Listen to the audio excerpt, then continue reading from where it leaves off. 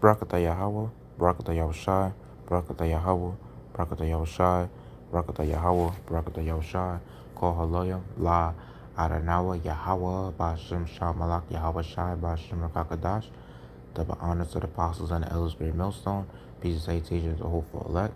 Yasharahla Malak Dawadah, the house of King David, and to the fusion of faces that look like these heathen nations, but their identity goes back to Abraham, Isaac, and Jacob, the royal holy chosen sea line. Shalom. The title of this video is going to be The Evil Truth of Halloween, or the evil origins of Halloween. Come up with that title. So I'm just gonna go into to this holiday these heathens like to worship, and you even have 2/3 of our people following after this sick pagan holiday, and it's going into like what you call it. It's not only that they do it, it's the fact that they wear the costumes and have parties and stuff like that, taking after this pagan holiday is really just abominable, and it's literally all the appearance of evil. They call it All Saints Eve, and there's nothing holy about that, because saint is it's supposed to be a holy word, and there's nothing holy about this holiday. It's really evil. And there was a quote that Anton LaVey, pretty much the leader of the Satanist church, he said that at least Christians celebrate Satan on one day, which is Halloween. and to be honest, men of the Lord, talking about like the real Israelites, they're not going to be following after this thing, if you know the truth. This is not this is not our customs. So, Christianity, we already believe it to be the world religion. So, we already know through the Spirit that the Lord is not dealing with Christians, because they deal with the world. If you was to deal with the world, you would be doing everything, you'll be doing everything of the world. The Lord said to use the world, not to abuse it. So let's go into this article. It says Halloween, a dark holy holiday. Every year at the end of October, we are treated to sight of excited children masquerading as witches, pirates, devils, ghosts, vampires, and other symbols of evil. From door to door, they go yelling, "Trick or treat," collecting candies and tidbits. But it is all fun and games. In this pamphlet, we will look at both the history of Halloween and at where it has led many children and is still leading them today. The history of Halloween. Halloween is a religious holiday. Yeah, satanic. But it is certainly not a Christian day. Damn right. This day has its origins in the full moon closest to November 1st, the new year of real witches and warlocks. They believe that is a time when I think it meant time. It is time when the spirits demons are at their peak power. See that? And and then it's the Sabbath, so for them to so for people to really go out and to do this on a Saturday, and even on Friday night, it will be pretty much be like a day before Halloween. They will party from there during that day, and they will party on Halloween. So that's completely out of order, and that's abomination to the Lord. For you to even take part of this holiday, even if it was on a Monday or Tuesday, it don't matter. That's a heathen's custom. You're not supposed to do that in general. And it says, the origin of Halloween is the Celtic festival of Samhain, the lord of death and evil spirits. Encyclopedia Britannica, 1988, Volume 5, p. 646. Long before Yahushua HaMashiach ever walked the streets of Jerusalem, Druids in Britain, Ireland, Scotland, France, and Germany observed the end of summer by making sacrifices to Samhain. Salakia. I meant Samhain. I put Samhain. My fault. I said meant to say Samhain. The Celts considered November 1st as being the day of the death, because the leaves were falling, it was getting darker sooner, and temperatures were dropping. And that's what the The Issacharites, that's what they worship on November 1st to November 2nd. They do Dia de Muertos, which is Day of the Dead, and they dress up as skeletons, dress up, to celebrate the dead people and stuff like that, thinking that they could contact a spirits within their dead deceased family. And what they fail to realize is that when you deal with those type of things, that's dealing with necromancy.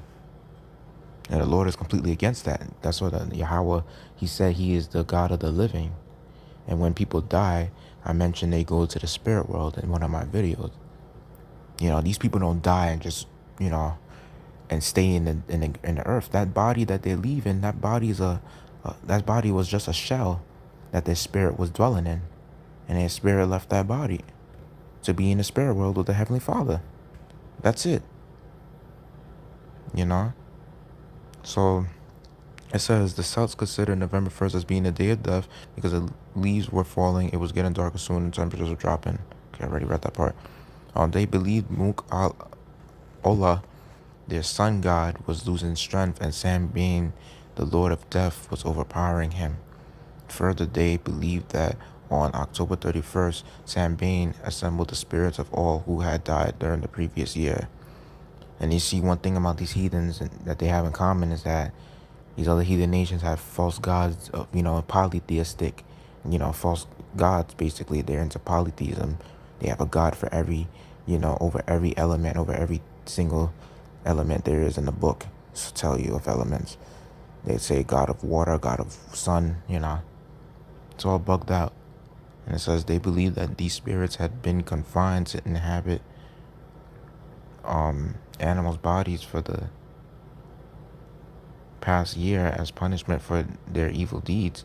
They were allowed to return to their former home to visit the living on the eve, October 31st, of the Feast of Diabolical Worship, ceremonies in which horses, cats, black sheep, oxen, human beings, and other offerings were rounded up, stuffed into wicker cages, and burned to death. So these people were really sacrificing, animals to the devil, basically, and human beings. So this is clearly Satanism. And it says this was done to appease Samhain and keep spirits from harming them. Halloween has always been a celebration of death in capital letters. Just to really show you fucking dumb, stupid ass, wacky tacky Christians and you other fucking I don't know, all you other dumb people that just believe that Halloween is a holiday and Christians could do it. And then there was one video in in King of the Hill when I was, watching that, when I used to watch that show. There was one episode where this boy, I think his name was Bobby, the chubby boy, he was mentioning that he didn't want to do Halloween at first, but his dad was kind of like doing it. And then because he was trying to listen to this lady, because this lady was saying Halloween is evil, and she was trying to dress up as an angel, trying to dress up in a white garment. To a certain extent, I'll agree with how she was basically against the idea of Halloween, but it just shows you in the cartoons that what they were trying to do is they were trying to make people that were against Halloween, they try to make them look bad. They try to make them look like, oh, that's an outcast type of mindset. Like, that's a mindset that an outcast will have, to make it look like it's like, oh, people like that need to lighten it up. Esau does that shit. So you could get into wicked things like this holiday that he has set out in the, on a calendar, and people really want to follow after this wicked pagan holiday. So it says this is the origin of bonfires. The word bonfire actually comes from bone fire, which is, it says, which was all that was left after the sacrificial ceremonies were ended. Remember that next time you decide to have a bonfire at a social gathering. You see that? A bonfire. Yup. You see how these words, like, that's why a lot of brothers in this truth, we go into etymology, because you see there's a lot of meanings between, certain words, you know. So much meanings in the etymology. And it says to obtain offerings for these bonfires, Druid priests would circulate from home to home asking for animals and humans. Those who gave were promised prosperity in the coming year, and those who did not were cursed and threatened. It was believed that all of the wandering spirits would get hungry, so you could appease them by setting out a treat and thus avoid the pranks they would otherwise play on you. Thus we see the origin of trick or treat. Believing that evil spirits hate the light, it became a practice to carry a lantern made from a turnip lit with coals from bonfire. As the people went home from the ceremony, they used these lanterns to ward off evil spirits and to mark those houses which were in the sympathy with Druidic practices. Over the centuries, this custom came to America, and the turnip was exchanged for the more popular pumpkin. This has become today's jack-o'-lantern. When you give out candy to the trick-or-treat mob, you are participating in Druidic practices. In actuality, you are stooping to idolatry. In setting a carved pumpkin with a light in it, you are participating in faith of witches. You see that? All this stuff ties back to an ancient, custom, you know? So either way, you going out, you dressing out in a costume, and you just getting candy from door to door. And you hear stories where some people put poison in the candy. You have sick, twisted minded people that will put poison in the candy, that will put spikes in the candy, whatever. They do sometimes that's why you see judgment that happen where some people will go into the house that a stranger's house, and the kid end up missing. The kid end up getting, killed. Why the fuck that shit happens? Because your ass is supposed to stay in the home and not take part of this wicked holiday. You fucking stupid ass people. And I'm mainly talking about 2/3 of our own people. Well, I'm mainly talking, this message is mainly towards my own people, not towards the fucking heathens. And it says Dracula, a common figure in Halloween today, does not appear to be from the Druidic tradition. The legend of Dracula today springs from the novel of that title, created by B. Stoker. Stoker took some Romanian superstitions and mixed them thoroughly with pseudo-Christian errors to produce the modern Dracula. But there was a real Dracula on whom the superstitions originated, an incredibly bloody and cruel Romanian who called himself Vlad Dracul. Yeah, I knew this guy. I saw his history before. It says Vlad the Dragon in English. His claims to infamy are based on the tens of thousands of people he impaled on large stakes and left hanging in agony for hours before they died, and the hundreds he locked in a building and then burned the building down around. Here again, the reality behind the symbol is anything but Christian. For documentation of the real Dracula, see virtually any historical book on the subject in your local library. So yeah, so all these all these famous Halloween icons, they have usually they tie back to something sinister, especially if it's dealing with something like Halloween. And it says, as for customs, they have their origin in Druidism. Also, the very people who went on the Druidic Halloween were those who were burning animals and humans to death. But these people themselves, believing their own satanic faith, feared the spirits they thought to be so powerful on this night. So they dressed up as if they were spirits to avoid being tricked by their lookalikes. Their costumes also served to disguise their real identity and throw fear into the inhabitants of the homes they visited. So dressing your children up in Halloween costumes is participating in a satanic festival. You see that?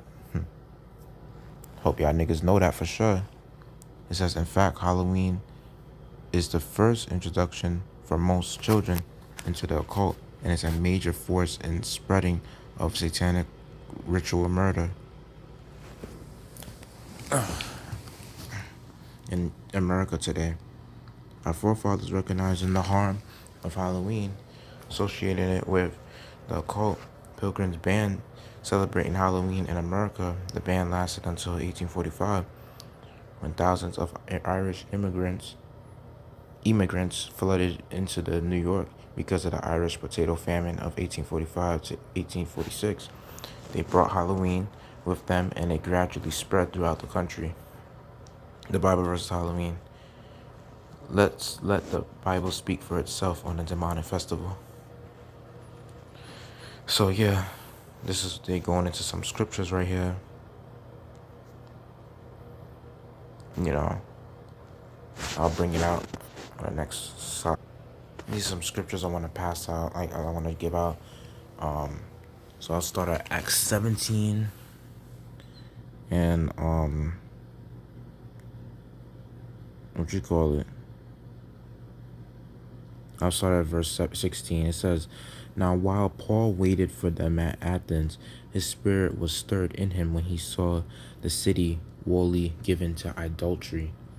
You know, because Apostle Paul did missionaries around, and he went into Greeks where the Athens were, and these what you call it? He was pretty much fessed up with how he's seeing how people taking parts of these pagan holidays. They follow out these pagan customs. Or what he was trying to do was he was trying to like tell them like to not take part of these things, because these are things that's meant for the heathens to do. They're not meant for our people. And it says, "Therefore disputed he in the synagogue with the Jews and with the devout persons in the market daily with them that met with him. Then certain philosophers of the Epicureans and the Stoics encountered him, and some said, 'What will this babbler say?' Others, some he seemeth to be a setter forth of strange gods, because he preached unto them Yasharahla and resurrection." And you see, they ain't looking at their own custom as being strange. That's Jake for you. And it says, "And they took him and brought him unto Areopagus, saying, May we know what this new doctrine whereof thou speakest is. For thou bringest certain strange things to our ears.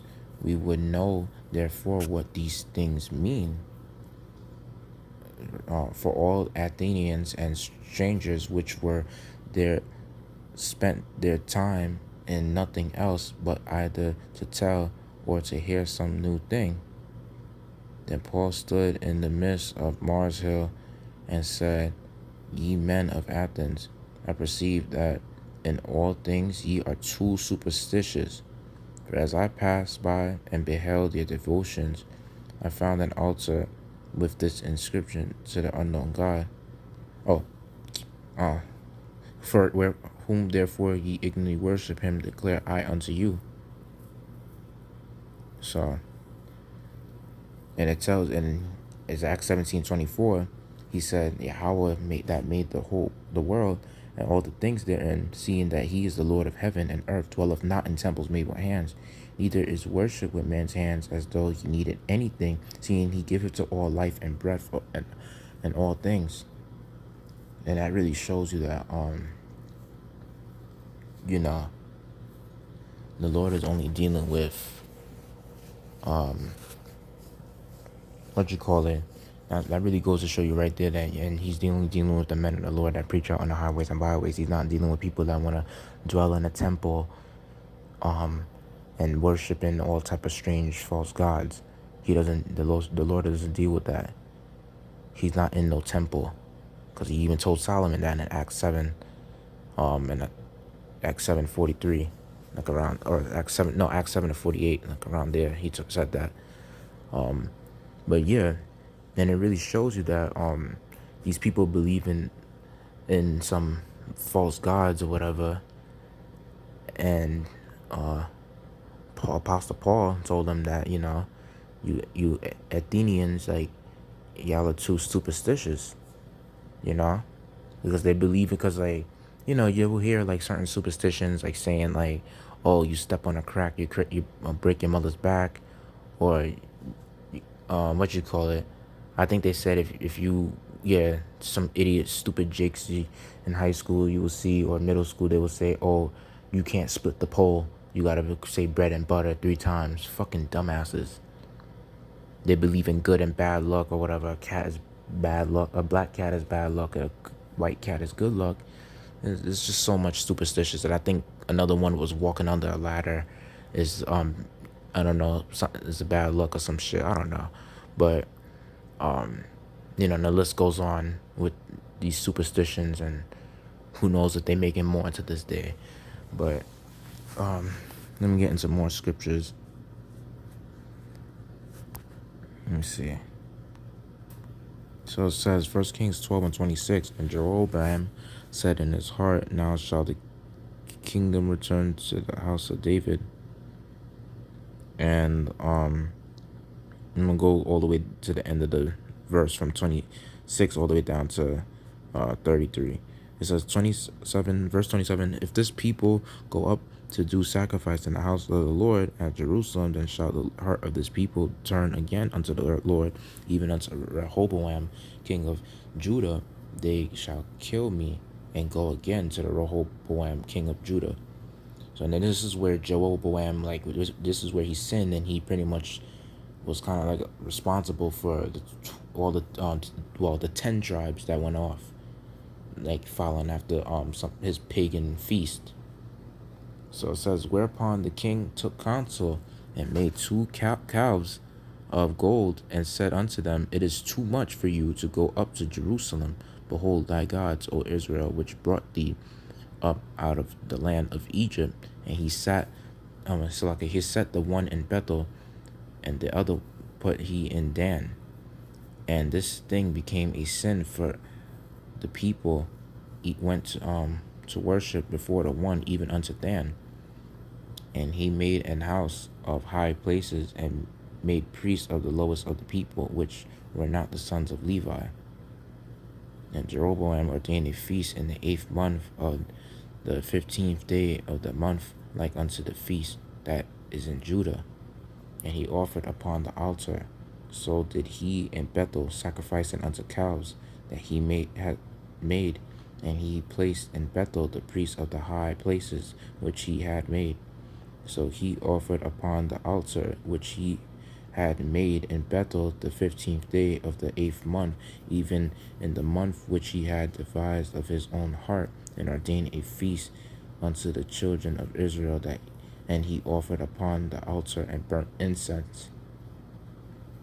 He wasn't supposed to be doing that, you see, because every time when you do some action or whatever, like, that was meant for, that these heathens be doing, all that stuff ties back into an ancient custom that was considered as evil and abominable. So then the Lord did not want other people to take part of these things. So sometimes when you're doing like something that's part of an evil custom, even though you're not actually fully doing the evil custom, you're still doing a part of it, and that's what angers the Heavenly Father. So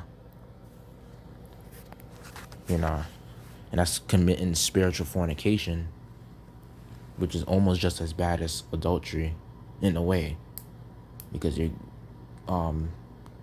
you're being in a spiritual whore in the Most High's eyes when you're committing adultery like that, worshiping other false gods and taking part of their practices or whatever, because you're kind of showing some form of loyalty unto them, unto the false gods. And it says let me see, get up, I think it was Mark 12. Let me just see. Let me see. I start at verse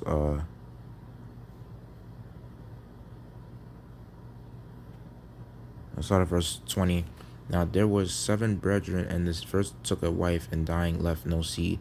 And the second took her, and died, neither left he any seed. And the third likewise. And the 7 had her, and left no seed. Last of all, the woman died also.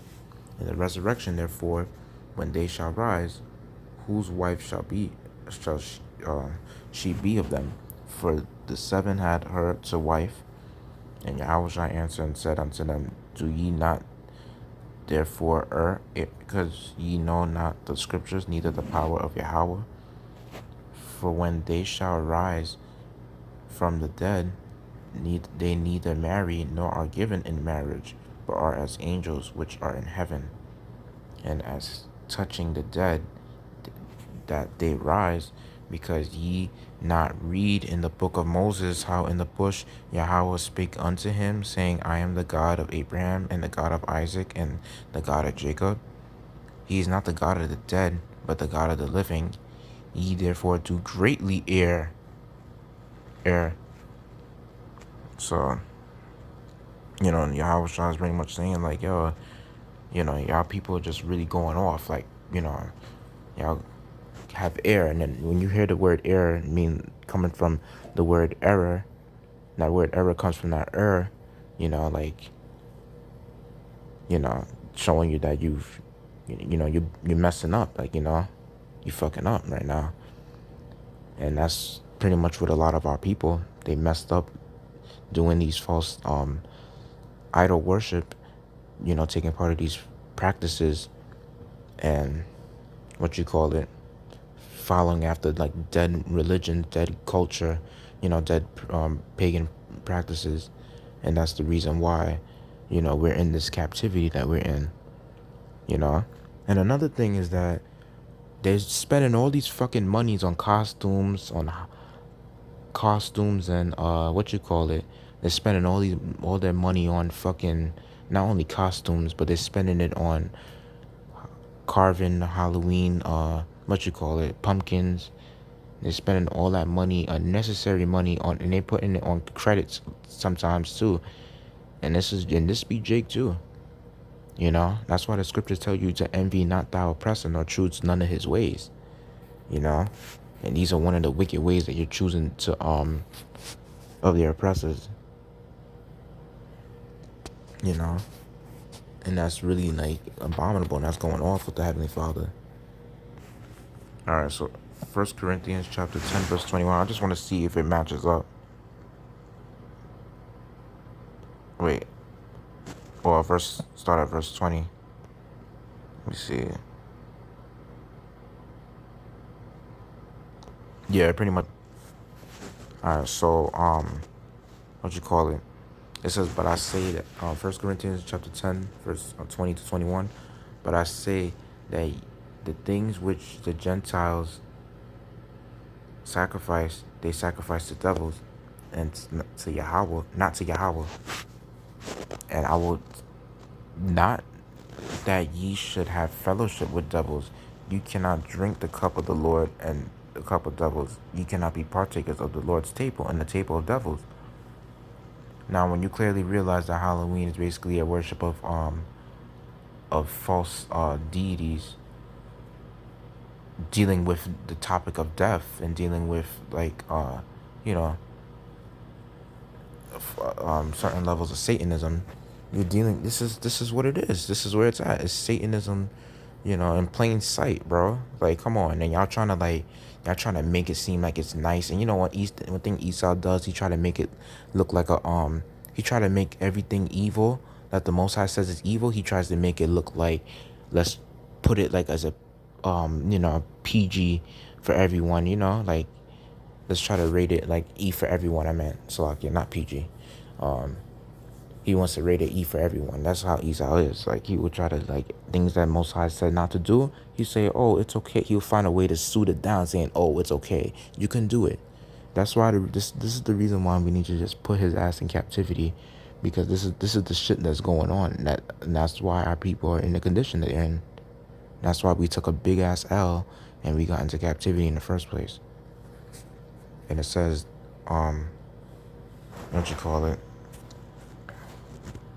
okay, they kind of messed up on this one, on Revelations 12 and 7, verse 9. Because, this is not, dealing with the spiritual demon Satan. That's dealing with, the so-called white man, and how his kingdom is going to go down fighting against the UFOs. But, that's for another lesson. But I'm just using, like, they did put some good precepts over here mentioning that, why you shouldn't follow any Halloween customs or take any part in any evil pagan holidays. But this is mostly on Halloween. especially for this topic of this video, for the sake of, this video.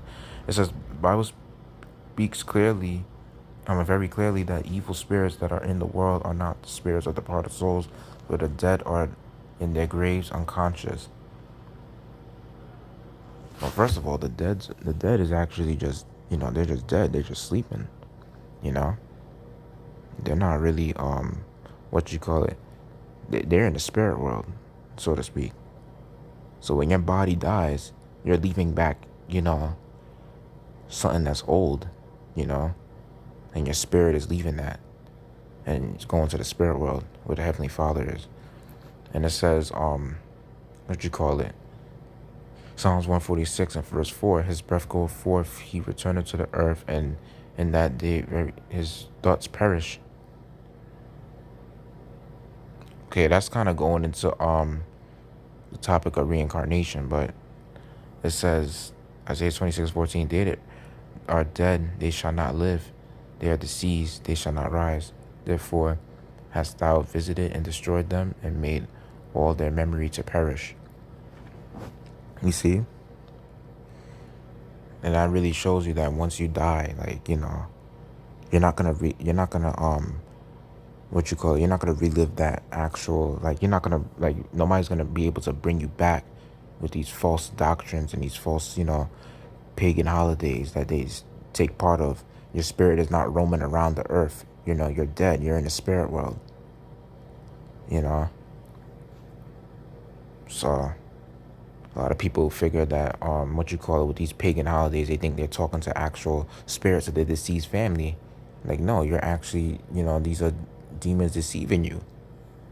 And it says John 5:28 to verse 29, marvel not at this, for the hour is coming in which all that are in the graves, wait, Slakia. Alright. Let me see. Should I read it?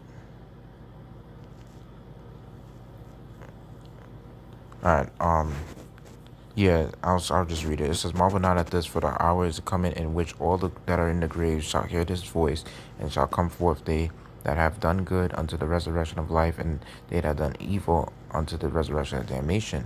If the dead could be alive somewhere, they would not need to be resurrected at all. So basically, there's gonna be a time when the Heavenly Father is gonna, when Yahweh is gonna come, and the dead will, be, rise again. But for the most part, people that are dead now, what you call it, they're just, like I said, they're in the spirit world. And if the Lord is going to have them to reincarnate, to come back on this side, he will do it, through your third or fourth generation. But it's not for you to be worshiping no deceased family members, going to cemeteries, doing any of these type of idol worships or whatever. Necromancy or some type of shit, that's abominable. So it says Psalm 6 and 5, verse 5, for in death there is no remembrance of thee, in the grave who shall give thee thanks? And it says Isaiah 38 and 18 to 19, for the grave cannot praise thee, death cannot celebrate thee. They that go down into the pit cannot hope for thy truth. The living, he shall praise thee, as I do this day. The father to the children shall make known thy truth. It's all about the living, not about the dead. That's one thing, because the Most High, we worship a power of the living. Don't get me wrong. He, the people that are dead on this side, he has them living in the spirit world. Tells you that in the scriptures, You go into the book of Job, I believe it's the 3rd chapter, and Ecclesiastes goes into some forms of reincarnation too. Like, some scriptures and some books of Psalms, And I did a video about this, like about reincarnation and about the spirit world. So you could look at that to have a better understanding. Because even Yahweh Shai did say in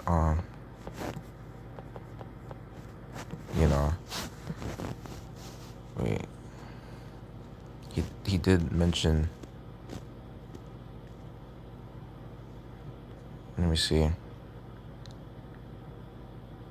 He said, Matthew 8:21. And another of his disciples said unto him, Lord, suffer me first to go and bury my father. And then it said, but Yahushua said unto him, follow me and let the dead bury the dead. You see, and that's pretty much how Yahushua was. He was pretty much like, you see that sounded cold. And a lot of people thinking that the Lord is a real nice person that loves everybody, thinking that he's, soft. And no, he's not. He's hard. He's cold like that. He just told one of his disciples that was kind of in his feelings about like how his father was dead and he wanted to bury his father first. You see, he got into his feelings as a disciple, and Yahweh was like, nope, let the dead bury the dead. We out of here. And he had to listen to his disciples. You see? And he pretty much said it right here in Luke 9:59 to 60. He said it again.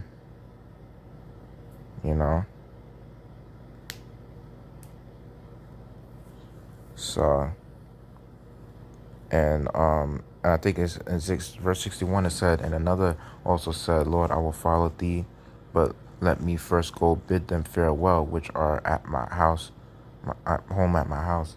And Yahweh said unto him, no man having put his hand to the plow and looking back is fit for the kingdom of Yahweh. So yeah, so those are like worldly things, pretty much, going to funerals and shit like that. People, you shouldn't really be going to funerals and stuff like that,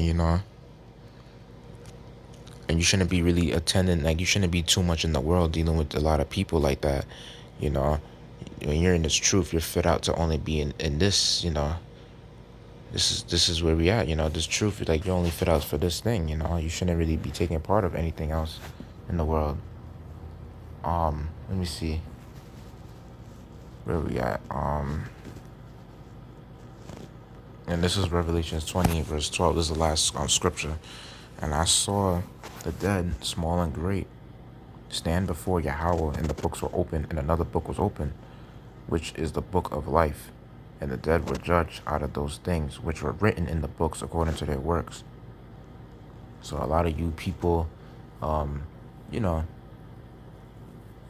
you call it, that are not in the world, y'all not written in the book of life. Y'all are meant to be burned in that thermonuclear fire. And what you call it, many of the times, you're gonna find a lot of people that's not gonna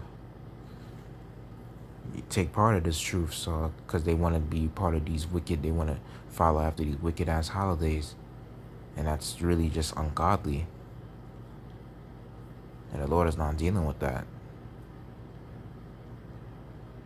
The Lord is really against these evil pagan holidays. But hope I made the lesson edifying, not to give all glory, praise, honor to Adonai, our Bashim Shamalak, Yahweh Bashim Kakadash, double honors, apostles, elders, great millstone, peace, that teach, for that. Yahweh Bashim Shalak, Yam, Adawam, Yam, blah, blah, blah, Shalom.